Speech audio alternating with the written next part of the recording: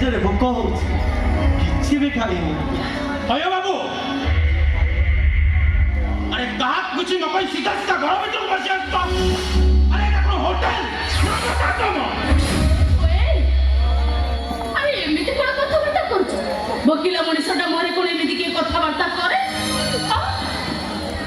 अरे वो हेलो घरे हमर राती पाई जाती हजार टेंशन हमें दे ओली दे मुठा शांति रे खाई परनु ये कि चली असला खाइबा पई ओहो तू टिके चुप कर मो देखु जे सब हिताहित ज्ञान तू बोली गलु ने ए पुआ मु कोन कहतली कि से पिले लोक कोन टिके रागरे कहि देछि ता कथा किछि धरिबुनी ନାଇଁ ମା ନାଇଁ ମାଗି ଖାଇବା ବସି ଡାକ୍ତରଙ୍କ କଥା ବୁଝିଲେ କ'ଣ ମୋ ପେଟ ପୁରିଯିବ।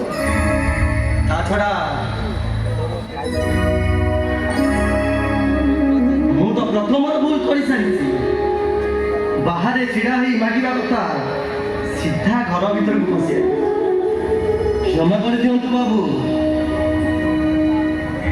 ମୁଁ ଭାବିଲି ବାହାରେ ଛିଡ଼ା ହେଇ ମାଗିଲେ କିଏ ଶୁଣିବେ କି ନ ଶୁଣିବେ ଭାବି ସିଧା ଘର ଭିତରକୁ ପଶି ଆସିଲି।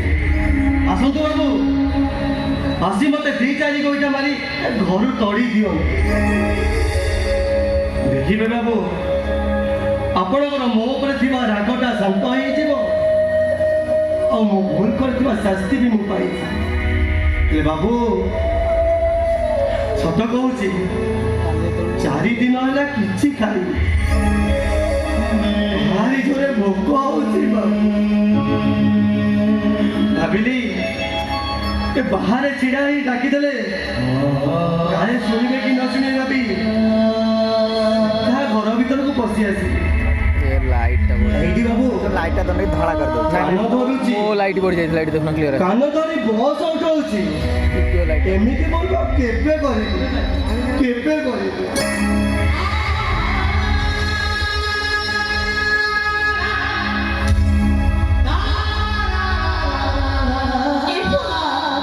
एसବୁ କଣ ହଉଛି देखंतु नमस्कार मु आपको बहुत किछि कहि देछि आ सेति पई मु मगे अनुतप्त अले मा मोर सेटा ऑफिस टाइम हे गलानी मु आसुची ना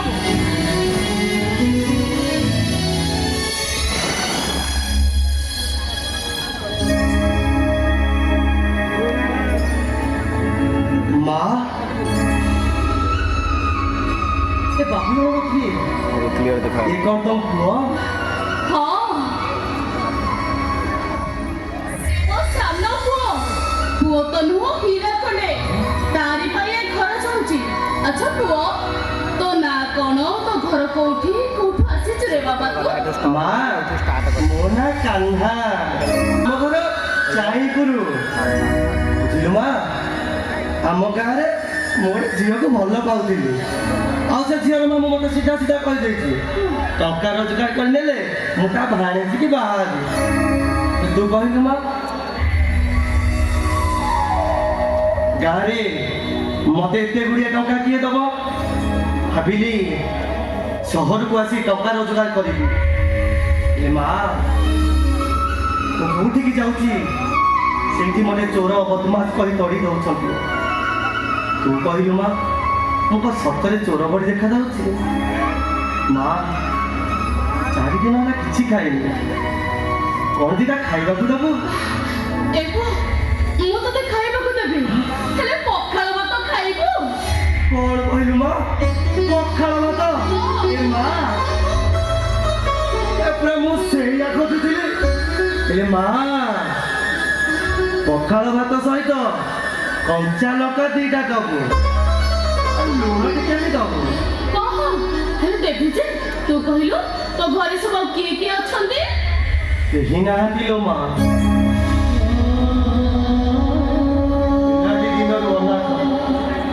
ଶୁଣିଛି 2 ବର୍ଷର ହୋଇଥିଲି ମୋ ବାପା ମା ମତେ କୁଆଡ଼େ ହଇରାଜପୁର ମେଳରେ ଛାଡ଼ିଦେଲେ ସେଇଦିନଠାରୁ ଆ ଘରେ ତା ଘରେ କାମ କରି ଏଡ଼ ବଡ଼ୁଟିଏ ହେଇଛି ହରିରାଜପୁର ଫୁଲରେ ଆମେ ଆମ ପୁଅକୁ ହଜାଇ ଦେଇଥିଲୁ ଆମ ପୁଅ ମୋର କଣ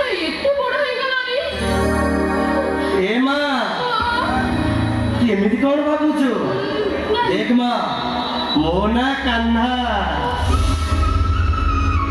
ଯାହା କହିବାର ଅଛି ଖୋଲି କହିଦେ। ଏ କାହ୍ନା କେବେ ବି ତା ପେଟରେ କିଛି ଲୁଚେଇକି ରଖେନି, ସବୁ କହିଦିଏ। ମା, ତତେ ଗୋଟେ କଥା ପଚାରିବି? ପଚାରୁନ, ପଚାର। ସତ କହିଲୁ ମା, ମୁଁ ତତେ ଭଲ ଲାଗୁଛି ନା? ଏ ପୁଅ, ଆରେ ତୁ କେତେ ଭଲ ଭଲ କଥା କୋଉଠୁ ଶିଖିଲୁ ରେ? ଭଲ ଲାଗୁଛ କଣ? କ୍ଷଣିକ ଭିତରେ ମୋ ମନ ତ ପୁରା କିଣି ନେଇଛୁ। ମତେ ତମ ଘରେ ରଖିବ? ଆଖି ଛୁଉଁଛି, କେବେ ବି ତମର ଅନିଷ୍ଟ କରିବିନି। ବରଂ ତମେ ଯାହା କହିବ ସବୁ କରିବି। ଆଉ ଦରକାର ପଡ଼ିଲେ ଏ ଘର ପାଇଁ ମୋ ଜୀବନଟାକୁ ମଧ୍ୟ ମୁଁ ଦେଇଦେବି। ହେଲେ ପୁଅ, ଖଟିକି ଖାଇବି ମା, ଯାହା ରୋଜଗାର କରିବି ସବୁ ଆଣି ତମ ହାତରେ। ମା, ଏ ସାହି ପଡ଼ିଶାଠୁ ଯାହାର ଶବ୍ଦ ଶୁଣି ଶୁଣି ଥକିଗଲି। ମତେ ଟିକେ ପରିଚୟ କେବେ ବି ତମ ମୁଣ୍ଡରେ ବୋଝ ହେବିନି। ବରଂ ଏ ଘରର ବୋଝକୁ ନିଜ କାନ୍ଧରେ କାନ୍ଧେଇ ଦେବି। ସତ କହୁছিল ମା, ମତେ ଟିକେ ପରିଚୟ ଦେ ଲୋ ମା।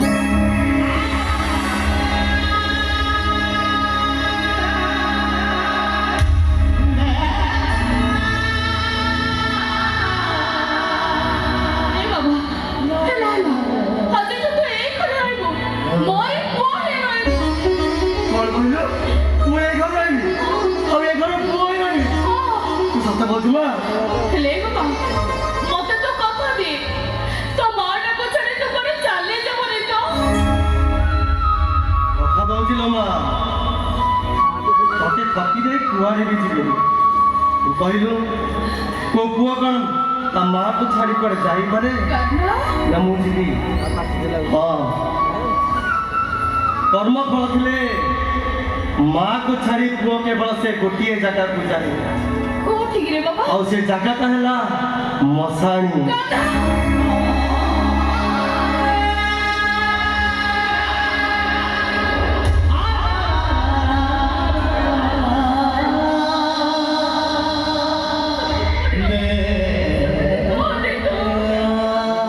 ଏ ମା, ଏ ପୁଅଟା ତତେ ଆଜି କଥା ଦଉଛି, ବଞ୍ଚିଥିବା ପର୍ଯ୍ୟନ୍ତ ତତେ ଛାଡ଼ି ସେ କୁଆଡ଼େ ବି ଯିବନି।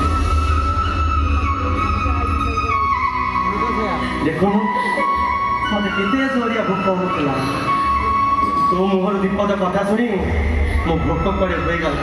ଏ ଦେଖୁନୁ, ଯେତେ ଯାହା ହେଲେ ବି ତୁ ପରା ମା। କାହ୍ନା, ମମି କେମିତି ମାନେ ତୋ ସହିତ କଥା ହଉ, ତୋ ଖାଇବା କଥା ମୁଁ ପୁରା ଭୁଲିଗଲି। ଏ ପୁଅ, ତମେ ଶୁଣ, ଏଇଠି ବୋ ତୁ ତୋ ପାଇଁ ଖାଇବା ବ୍ୟବସ୍ଥା କରୁଛି।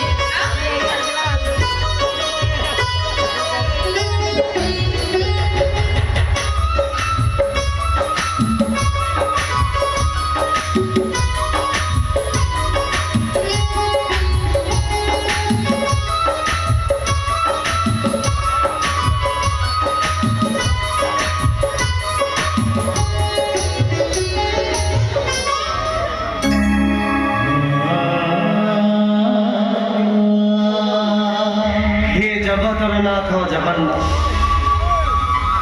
ତମକୁ କୋଟି ପ୍ରଣାମ କରୁଛି। ମୁଁ ଆଜିଠୁ ଏଇ ଘରେ ରହିବି, ଆଉ ଆ ଦ୍ୱାର ତା ଦ୍ୱାର ମତେ ଆଉ ବୁଲିବାକୁ ପଡ଼ିବନି। ଏଇ ମା ମୋ ଆଖିର ଲୁହ ଦେଖି ତା ସ୍ନେହ ପ୍ରେମ ଭଲ ପାଇବା ଦେଇ ତା ପଣ ଦୋକାନରେ ମତେ କୋଳେଇ ନେଲା, ଆଉ ଏ ଘରର ବଡ଼ ପୁଅ ସଜେଇ ଦେଲା। ଆଠାରୁ ମୋ ପାଇଁ ଆଉ ବଡ଼ କଥା କଣ ଅଛି? ଯାହା ହେଉ ମୁଁ ଆଜିଠାରୁ ଏଇଠି ରହିବି, ଏ ଘରର ବଡ଼ ପୁଅ ହେଇଗଲି।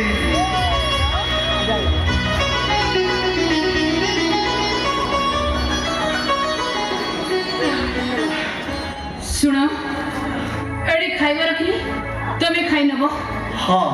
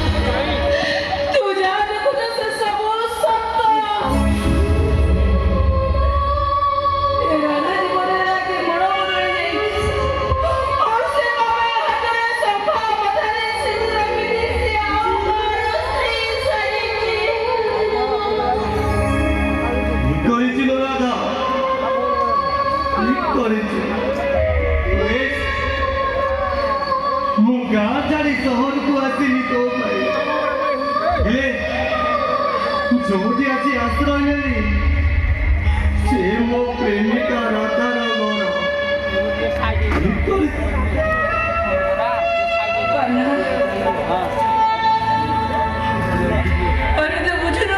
ତତେ କେବେ ବି ଏତେ ସୁନ୍ଦର ଘର ଏତେ ସୁନ୍ଦର ବର ମୁଁ ଦେଇପାରିଥାନ୍ତି। ଯାହା କରିଛୁ ଠିକ କରିছিল ନା। ହେଲେ କାହ୍ନା ତୁ କଣ ଏଇଠି ରହିବୁ? ମୁଁ ପୁରା ମୋ ମାଆକୁ କଥା ଦେଇ ସାରିଛି, ଆଉ ତାକୁ ଠକି ଦେଇ ଚାଲିଯିବି କେମିତି? ନାଇଁ କଲେ ନାଇଁ, ଗୋଟେ ଘରେ ଗୋଟେ ଛାତ ତଳେ ତୁ ଆଉ ମୁଁ ପରସ୍ପର ରହିବା ଆଉ ରାତି ପାଇଲେ ମୁଁ ତ ମୁଁ ଦେଖିବି। ମୁଁ ନିଜକୁ ସନ୍ଧାନ କରିପାରିବିନି କାହ୍ନା, ମୁଁ ନିଜକୁ ସନ୍ଧାନ କରିପାରିବିନି। ତୁ ଏ ଘର ଛାଡ଼ି ଚାଲି ଯା କାହ୍ନା, ତୁ ଏ ଘର ଛାଡ଼ି ଚାଲି ଯା।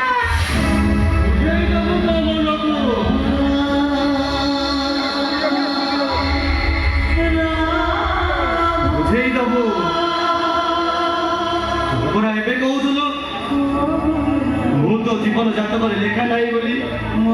ଠିକ ସେଇଆ ଭାବି ତୋ ମନକୁ ତୁ ବୁଝେଇ, ଆଉ ମୁଁ ବି ନିଜେ ମୋ ମନକୁ ମୁଁ ବୁଝେଇଦେବି। କାହ୍ନା ଯଦି ତତେ ମତେ କିଏ ଦେଖିଦିଏ, ତୁ ମୋ ସମ୍ପର୍କ ବିଷୟରେ ଯଦି କିଏ ଜାଣିଦେବେ, ତାହେଲେ କଣ ହବ କହିଲୁ? କେହି ଜାଣିବେନି ଲୋ ରାଧା। ତୁ ମୋ ସମ୍ପର୍କ କଥା କେହି ବି ଜାଣିବେ। ତୋର କଣ ଏ କାହ୍ନା ଉପରେ ଭରସା ନାହିଁ? ହେଲେ କାହ୍ନା ମତେ ଭାରି ଡର ଲାଗୁଛି କାହ୍ନା। ତୁ ସିନା ଏଠି ପହଞ୍ଚିଲା ପରେ ମୋ ବଞ୍ଚିବାର ରାହା ମତେ ଯେତିକି ବଞ୍ଚୁଛି, ହେଲେ ମତେ ସେତିକି ବି ଡର ଲାଗୁଛି। ଜମା ଡର ନା ରାଧା, ଜମା ଡର। ମୁଁ ଯେମିତି ସବୁବେଳେ ତତେ ଏ ଘରେ ଖୁସିରେ ଦେଖେ। କାହ୍ନା ଏଇ, ତୁ ଏମିତି କାନ୍ଦୁଛୁ କାହିଁ କହିଲୁ? ଏତେ ଦିନ ପରେ ଦେଖା ମିଳିଛି, ଆଜି ଶେଷ ଥର ପାଇଁ ଏ ପଖାଳ ଗଣ୍ଡ ତୁ ତୋ ହାତରେ ମୋତେ ଖୁଆଇ ଦବୁ? ନାଇଁ ମାନେ ହଁ ତୁ, ଆଉ ସେ ଭାଗ୍ୟ ମୋତେ ମିଳିବ କି ନାହିଁ ମୁଁ ସେ କଥା ଜାଣିନି। ଆଜି ଶେଷ ଥର ପାଇଁ ତୋ ହାତରେ ମୋତେ ପଖାଳ ଗଣ୍ଡ ଖୁଆଇ ଦେ। ମନା କର ନା, ଆବର କିଶନର ମନା କର ନା। ଆବର କିଶନର ସୋହନର ଏଇ, ଆଇଆସି ଲକ୍ଷଣ ଏମିତି କାହିଁ କାନ୍ଦୁଛୁ କହିଲୁ? ଏ, ମୁଁ କେମିତି ହସୁଛି ରେ? ତୁ ଯଦି ଏମିତି କାନ୍ଦିବୁ ଏ ଲୋକମାନେ କଣ କରିବେ କହିଲୁ? କଣ କହିବେ? ମସ୍ତେ କହିବେ, এই দেখো রে এটি কান্দুচি রাধিকা হসুচি কান্না।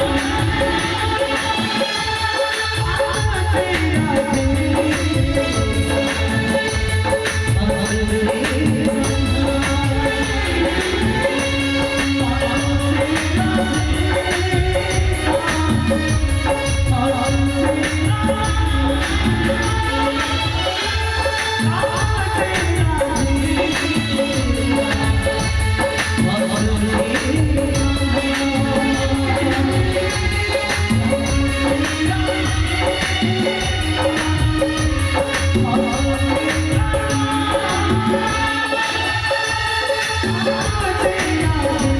Ghiền Mì Gõ để không bỏ lỡ